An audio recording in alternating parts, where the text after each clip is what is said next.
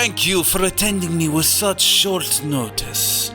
You're indeed the one they call the Runekeeper, yes? It is not as if I have a choice when they send the members of the Dauntless Vanguard to fetch me. What knowledge is it you hope to take from this tome of mine, Record Keeper? Ah, straight to the point, I see. I am writing a tome myself, recording the heroes of Demacia. It is not your knowledge I seek, although it would be greatly appreciated. But from one scholar to another, I wish to know your opinion of a man. It would seem you do not share the same decorum as the nobility of these lands. Whom is it you seek my opinion of?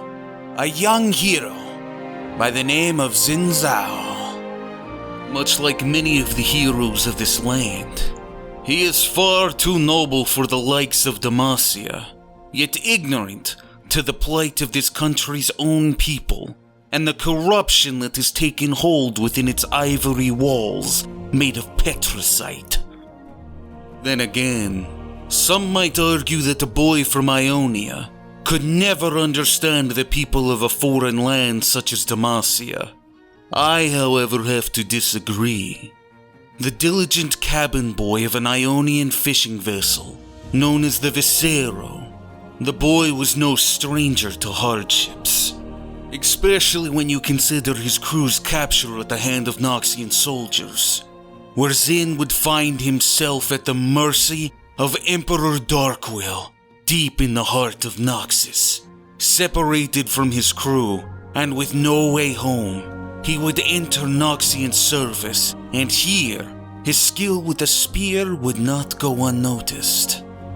Here he remained, a fighter in the reckoning arenas, taking on the name Viscero, captivating the audiences of Noxus while filling his master's pockets with coin. This did not last forever, as the men of the reckoning were sold into service of the Noxian military and hurled into battle against the elite forces of King Jarvan III of Demacia. It was here on one faithful battlefield Xin Zhao watched as many of the former reckoners deserted in the face of inevitable defeat. Xin, however, held his ground, staining his spear in the blood of hundreds, till he found himself surrounded by the likes of the Dauntless Vanguard, whom all seemed to be silently impressed by his display of skill. Xin Zhao stood tall as he welcomed his execution, but Jarvan thought differently. He found no pleasure in needless killing like the crowds of the arena, so he declared for all that the defeated Noxians would have their freedom if only they would swear to leave Kalistad in peace. Xin Zhao stood in shock as he watched this display of mercy, while he thought about what awaited him back in Noxus. Compelled by honor, he knelt before Jarvan III, pledging himself to the king's service.